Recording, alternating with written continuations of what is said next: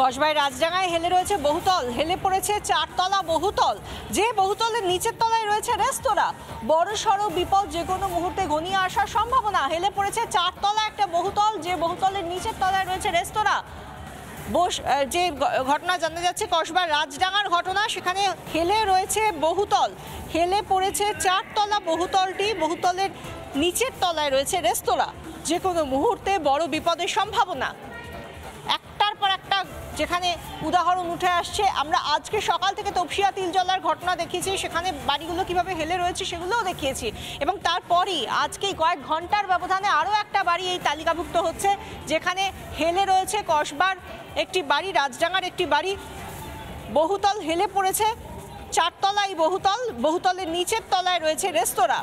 অর্থাৎ কত মানুষ যাতায়াত করেন একটা রেস্তোরাঁয়, কত গেস্ট আসেন, এবং তারা প্রত্যেকে কার্যত এই বাড়ির একতলায় বা এই বাড়ির নিচের তলায় যারা রেস্তোরাঁয় আসছেন, তারা যে কোনো মুহূর্তে, যে একদিকে এই বাড়ির যারা আবাসিক তারা এবং যারা এই রেস্টুরেন্টে আসছেন সেই সমস্ত গেস্টরা রীতিমতো প্রাণ হাতে করে আসছেন, কারণ যে কোনো মুহূর্তে বড়সড় বিপর্যয় ঘটে যেতে পারে। যেরকম আমরা দেখেছি বিদ্যাসাগর কলোনির ঘটনা, গার্ডেন রিচের নির্মীয়মান বহুতলের ঘটনাও আমরা দেখেছি, এবং একটার পর একটা হেলা বাড়ির ছবি আমরা তুলে ধরছি আপনাদের সামনে। যে কোনো সময় যেভাবে হেলে রয়েছে, যত ওপরে যাচ্ছে তত হয় একে অপরের দিকে হেলে পড়ছে এই বাড়িগুলো, আর নয়তো দেখা যাচ্ছে হয়তো ডান দিক বাদিক তারা হেলে যাচ্ছে। কোনো জায়গাতেই আমরা এমন বাড়ি খুব একটা দেখতে পাচ্ছি না বহুতল, যেখানে আমরা বলতে পারবো যে হ্যাঁ সোজা একটা বাড়ি দাঁড়িয়ে রয়েছে। বহু এমন বাড়ি আমরা দেখাচ্ছি একটার পর একটা। আমাদের সঙ্গে সরাসরি রয়েছেন আমাদের প্রতিনিধি সৈকত পাল। সৈকত, একটার পর একটা ছবি আমরা দেখাচ্ছি, তুমি সকাল থেকে তপসিয়াতে ছিলে, কি ছবি দেখতে পাচ্ছ?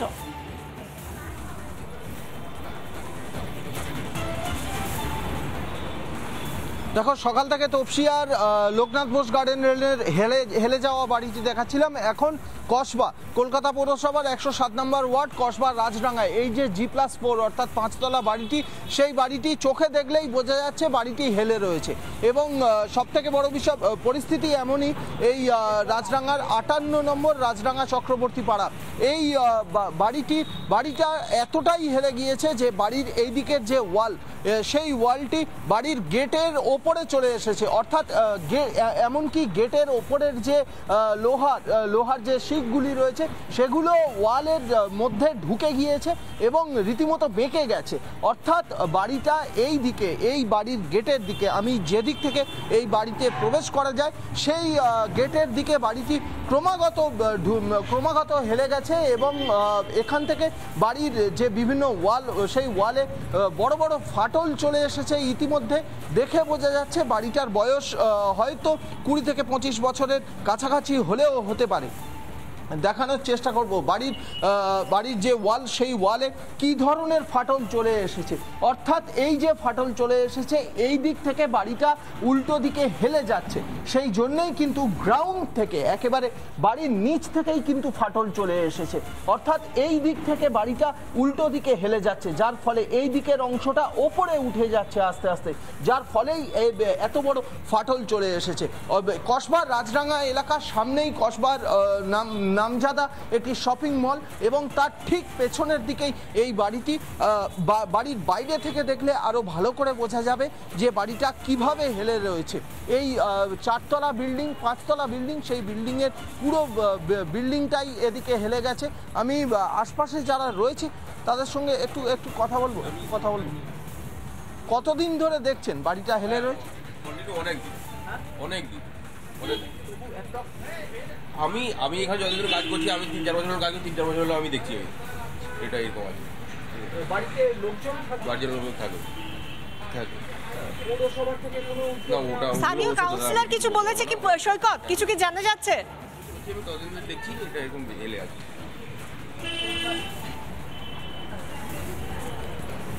দেখো, এটা কলকাতা পৌরসভার 107 নম্বর ওয়ার্ড, অর্থাৎ স্থানীয় কাউন্সিলর লিপিকা মান্না। তাকে আমরা ফোন করেছিলাম, তিনি যদিও তিনি ফোন রিসিভ করেননি।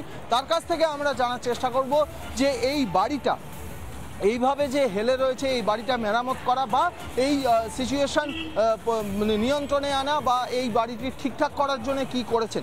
কিন্তু কসবার একটি নামজাদা শপিং মল, তার ঠিক পেছন দিকেই এই বাড়িটি এইভাবে হেলে রয়েছে, বিপজ্জনকভাবে হেলে রয়েছে। আমরা সেই ছবিটা তুলে ধরেছি আমাদের দর্শকদের সামনে। সৈকত, সঙ্গে থাকো। কিছুক্ষণ আগে তপসিয়াতেও আমরা একটা হেলে পড়া বাড়ি দেখিয়েছিলাম, যেটা 20 বছর ধরে এরকমভাবে হেলেই তৈরি হয়েছে, এমনটাই বলছেন সাধারণ মানুষ এবং আবাসিকরা। কিভাবে সেখানে জল গড়িয়ে আসে একটা ফ্লোরের মধ্যে, মেঝে থেকে আরেকটা মেঝে, সেই ছবিটাও তুলে ধরেছেন আমাদের প্রতিনিধি সৈকত। সামগ্রিকভাবে কি ছবি তপসিয়ার এই বাড়িটির, দেখুন। 4A লোকনাথ বোস গার্ডেন লেনে যে বাড়িটি হেলে রয়েছে সেই বাড়ির একেবারে ছাদে রয়েছি আমরা। ছাদের পাশের বাড়ির যে ছাদের ওয়াল, তার সঙ্গে ডিফারেন্সটাও ছাদে এলে বোঝা যাচ্ছে। এই বাড়ি অর্থাৎ যে বাড়িটি হেলে রয়েছে সেই বাড়ির ছাদ থেকে আমি এখান থেকে পাশের বাড়ির ছাদে রীতিমতো হাত পেয়ে যাচ্ছি, অর্থাৎ আমার হাতে 1 হাতের গ্যাপ আছে। কিন্তু এই ছাদের যখন একদম শেষ পোর্শনে চলে আসব তখন কিন্তু সেই গ্যাপটা আস্তে আস্তে বেড়ে যাচ্ছে, অর্থাৎ আমাকে হাত পেতে গেলে আরও অনেকটা ঝুঁকে তবে এই বাড়ির গায়ে বা এই বাড়ির ওয়ালে হাত দিতে হচ্ছে।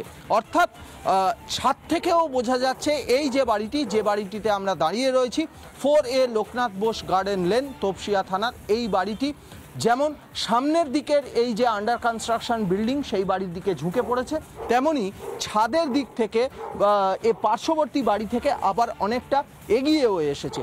অর্থাৎ এই বাড়িটি তৈরি হয়েছে এইভাবে, অন্তত বাড়ির বাসিন্দারা বলছেন। কিন্তু তারা বলছেন যে এইভাবে দীর্ঘদিন থাকলে রীতিমতো তারা ভয়ে আতঙ্কে রয়েছেন, কারণ ছোট গলির মধ্যে এইভাবে একটা বাড়ির দিকে আরেকটা বাড়ির হেলে থাকা, রীতিমতো তারা সংশয়ে রয়েছেন। পার্শ্ববর্তী ট্যাংরা এলাকায় বাড়ি ভেঙে গেছে, সেখানে কর্পোরেশনের তরফ থেকে সেই বাড়িটি ভাঙার অর্ডার দেওয়া হয়েছে, যার ফলে তপসিয়া এলাকার বা পার্শ্ববর্তী ওয়ার্ডের এই তপসিয়া এলাকার 4A লোকনাথ বোস গার্ডেন লেনের এই হেলে যাওয়া বাড়ির বাসিন্দারা দীর্ঘদিন ধরে এখানে বাস করলেও রীতিমতো এখন আতঙ্ক তৈরি হয়েছে তাদের মনে। ভিডিও জার্নালিস্ট রাজশেখর দাসের সঙ্গে সৈকত, রিপাবলিক বাংলা, কলকাতা। 20 বছর থেকে এই বাড়িটা এই পজিশনে ইলিগাল বিল্ডিং প্রমোটার করেছে। 4A Loknath Bose garden land illegal, এখন কাকে বলবো? প্রমোটার আছে, টাকা দিচ্ছে, হচ্ছে বুঝেনিন কাকে দিচ্ছে, কারা করাচ্ছে, আমরা তো করাবো না। আমি কি করে বলবো এটা পরিষ্কারভাবে কি কাকে দিচ্ছে? থানা, পুলিশ সবাইকে দিচ্ছে। গার্ডেন ল্যান্ড ইন্টায়ার সব ইলিগাল, নিয়ম তো হয়েছে। হেলে পড়া বাড়ি যেন কোথাও গিয়ে সাধারণ মানুষের গা সওয়া হয়ে গিয়েছে। যারা এই সমস্ত বাড়িগুলির আবাসিক বা যারা আশপাশে থাকে তারা আতঙ্কের সঙ্গেই বলছে এভাবেই তো চলছে, কারণ এভাবেই তারা দেখে আসছেন একেবারে জন্মলগ্ন থেকে এই বহুতলটি, যেটা আমরা দেখলাম তপসিয়া থেকে আমাদের প্রতিনিধি তুলে ধরলেন তার ছবি। অন্যদিকে তিলজলাতে আমরা সেখানেও দেখলাম পরপর 3টে বাড়ি যেগুলো বিপজ্জনক অবস্থায় রয়েছে এবং একে অপরের উপর হেলে পড়েছে, একটার পর একটা বাড়ি। কোথাকার বাড়িতে কোথায় যে এরকম বাড়ি নেই সেটাই বোধহয় এখন খুঁজে পেতে হচ্ছে। আর সেই জায়গা থেকে তিলজলায় পৌঁছে গিয়েছিলেন আমাদের প্রতিনিধি ঐন্দ্রিলা ঘোষ। তিনি কি ছবি তুলে ধরলেন এই 3টি বিপজ্জনক বাড়ির, দেখুন।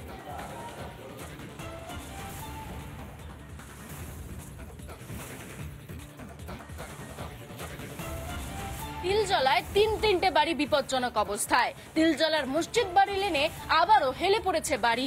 কলকাতা পুরসভার এরকম একাধিক বাড়ি রয়েছে যেগুলো কিনা এরকম ভাবে এই মুহূর্তে নজরে আসছে।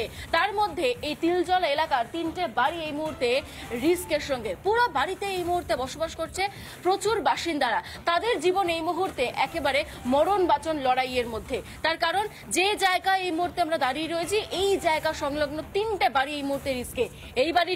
এই বাড়িটি এবং ঠিক তার পাশে এই বাড়িটি, এই 3টে বাড়ির মাথায় এই মুহূর্তে এরকম ভাবে চোরা লেগে গিয়েছে। कब से हुआ ये? हम तो नया नया आए हैं ना, इस 2 महीना सब लोग आए हुए हैं। 2 महीने हुआ? हाँ उसके बाद नजर में आए?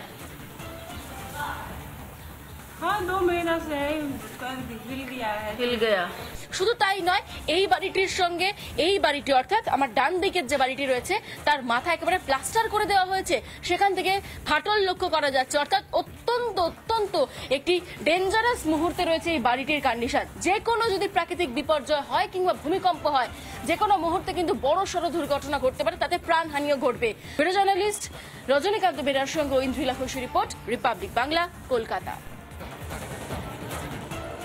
একটার পর একটা বাড়ি কি করে হেলে পড়ছে, একটার পর একটা বহুতল এভাবে হেলে পড়ছে কি করে, যখনই প্রশ্ন করা হচ্ছে মেয়র ফিরহাদ হাকিম তিনি দায়সারা উত্তর দিচ্ছেন এবং সমস্ত দোষ পুরসভার যারা ইঞ্জিনিয়ার তাদের কাঁধেই কার্যত চাপাচ্ছেন তিনি।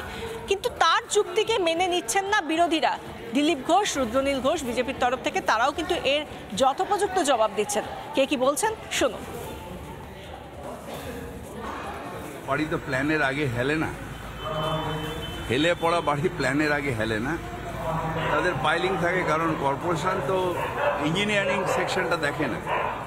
এই বাড়িগুলো দেখার দায়িত্ব হচ্ছে যারা স্যাংশন নিয়েছে, অর্থাৎ যারা ইঞ্জিনিয়ার, যারা এলবিএস, যারা দায়িত্ব নিয়েছেন বাড়িটা তৈরি করা, আমরা দেখাশোনা করবো এবং তৈরি করবো। কর্পোরেশনের প্ল্যানের মধ্যে যারা তাদের সেই অঙ্গীকার করেছে তাদের দায়িত্ব। এই বাড়ির সব শহরে কেন, যে কোনো জায়গায় বহুতলেই এরকম হেলে পড়া সমস্যা আছে। শুনুন, যে সরকারটাই হেলে গেছে তারা বাড়ি বাঁচাবে কি করে? যার চেয়ারই নড়ে গেছে তারা আবার বিল্ডিংয়ের কথা কি বলবে? বাড়ি একতরে পড়লে হবে না, সরকারটাকে ফেলতে হবে, তবে বাংলায় শান্তি আসবে, বাংলার যে উন্নয়ন সেটা আটকে আছে সেটা এগোবে। জলাশয় বুঝিয়ে পুরো শহর উঠেছে, বাড়ি নয়। এরকম হাজার হাজার বাড়ি সমস্ত জেলাতে আছে, যাতে কোনো নিয়ম কানুন মানা হয়নি। আর এটা এমনি হঠাৎ হয়ে গেছে নয়, এই সরকার আসার পরে এটা গতি পেয়েছে এবং এদের লোকেরাই এই অবৈধ নির্মাণের পেছনে এবং তার যে অর্থ সেটা সর্বোচ্চ স্তর পর্যন্ত। বাড়ি করতে গেলে একজন প্রমোটারকে যদি এলাকার এমএলএ, এমপি বা কাউন্সিলর যারা তৃণমূলে, তাদেরকে যদি লভ্যাংশের টাকাটা দিয়েই দিতে হয়, ফলে তিনি কিন্তু এই সিমেন্টের মধ্যে রডের পরিমাণ কমাবেন, সিমেন্ট বালির মধ্যে সিমেন্টের পরিমাণ কমিয়ে দেবেন, যাতে বাড়ি নড়বড়ে হয়ে যায়। তার উপরে তিনি বেশি প্রফিট করবার জন্য বেআইনিভাবে এই কর্পোরেশনেরই যারা অফিসার রয়েছেন, যারা নেতারা রয়েছেন, তাদের সাহায্যে মানুষের সর্বনাশ করবেন। আসলে দুর্নীতির ভারে মমতা বন্দ্যোপাধ্যায়ের সরকার হেলে পড়েছে, বাড়ি হেলেনি, হেলে পড়েছে পশ্চিমবঙ্গের জনগণের ভবিষ্যৎ, হেলে পড়েছে তৃণমূলের চুরি জোচ্চুরি ভোট লুটে যে ক্ষমতা, সেই ক্ষমতায় টিকে থাকবার আস্ফালন। নানা ধরনের কন্টেন্ট দেখার জন্য লাইক করুন, শেয়ার করুন আমাদের ফেসবুক পেজ, সাবস্ক্রাইব করুন আমাদের ইউটিউব চ্যানেল। পাশাপাশি অন্যান্য ব্রেকিং নিউজের জন্য অবশ্যই চোখ রাখুন রিপাবলিক বাংলায়।